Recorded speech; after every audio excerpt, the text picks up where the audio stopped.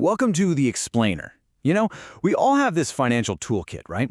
Well, today, we're going to pull out one of the most powerful and maybe misunderstood tools in there, consumer credit. So let's get right into it. Is credit a friend or a foe? Honestly, the answer to that really depends on how well you know how to use it. It can be the thing that helps you build your dreams, or it can be the shovel that digs you into a really deep hole. I mean, think about it. On the one hand, credit is awesome.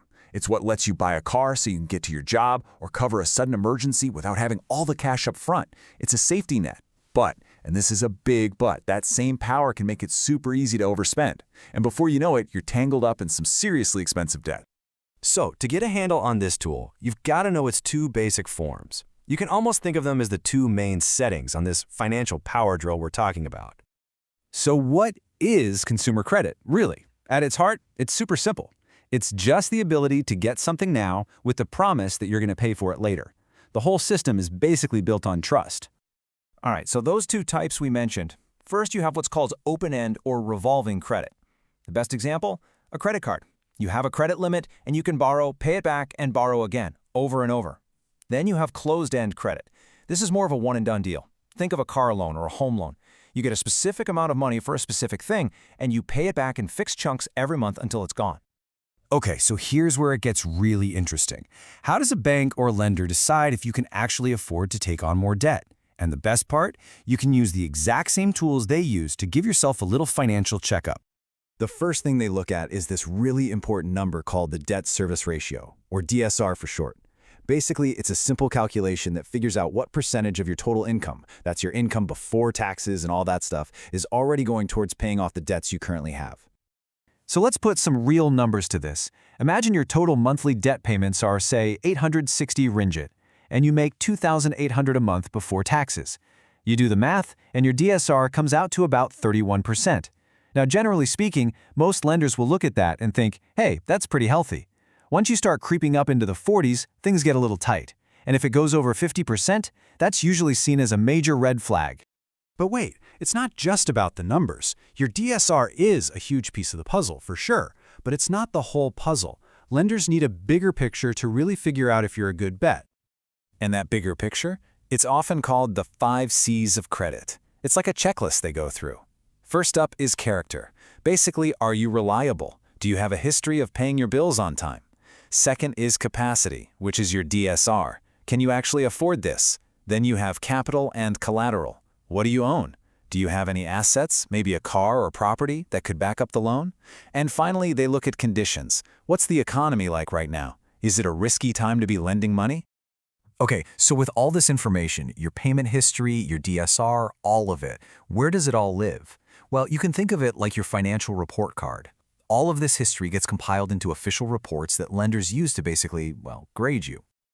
And in Malaysia, this report card really comes in two main parts. First, there's CCRIS. This one comes from Bank Negara, the central bank, and it tracks all your dealings with financial institutions. So every credit card, every car loan, it's all there. Then you have CTOS.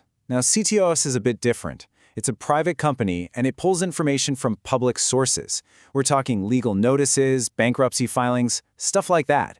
You put the two together, and you get a really complete picture of someone's financial health. So why should you even care about all this? Well, here's the bottom line. Having a good credit record isn't just about being able to get a new loan. No, it's so much bigger than that. It means getting better loan terms, like lower interest rates, which literally saves you money. Believe it or not, it can even affect your ability to get certain jobs. Ultimately, a good credit record gives you options. It gives you financial flexibility. But look, what if things go wrong? What if you've made some mistakes? Life happens, right? Nobody's perfect. The good news is you can get back on track. Let's open up the financial repair kit and see how you can fix things. And you know what? If you're struggling with debt, you are definitely not alone. The reality is, a lot of people are in the same boat. Just look at this. After the pandemic, Malaysia's household debt compared to its GDP shot up to over 93%. That just goes to show you how common this challenge really is. So what are the common traps people fall into? Well, a lot of them are things we all can relate to. taking on a bit too much high-interest debt, maybe on a credit card, missing a payment here or there, and, oh, the big one, only paying the minimum amount due each month. It feels like you're doing something, but it can be a real trap. Without a good budget, these little things can snowball into a really big problem really fast. Okay, so if you're ready to start fighting back against that debt, there are two really popular game plans. First is the debt snowball. With this one, you focus on paying off your smallest debts first, no matter the interest rate. Why? Because you get these quick wins, and that builds momentum and motivation. The other strategy is the debt avalanche. This one's all about logic. You attack the debt with the highest interest rate first. It might not feel as fast, but mathematically, this is the one that will save you the most money over time. And hey, if things feel truly overwhelming, please know you do not have to figure this out all by yourself. There are professionals who can help. In Malaysia, there's an amazing agency called AKPK. They offer free counseling and can actually help you set up a debt management program to get everything back under control. Now, there is a final, last resort option, and that's bankruptcy. This is a very serious legal process for when you simply cannot pay your debts. And the consequences are huge, and they last for a very, very long time. We're talking about your assets, your financial freedom, all of it. And that's exactly why it's so critical to explore every other option, like debt management, first. Look, once you understand how all of this works, credit stops being this big, scary, mysterious thing.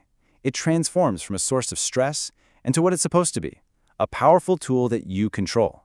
So now that you've got the user's guide, the only question left is, what are you going to build with it?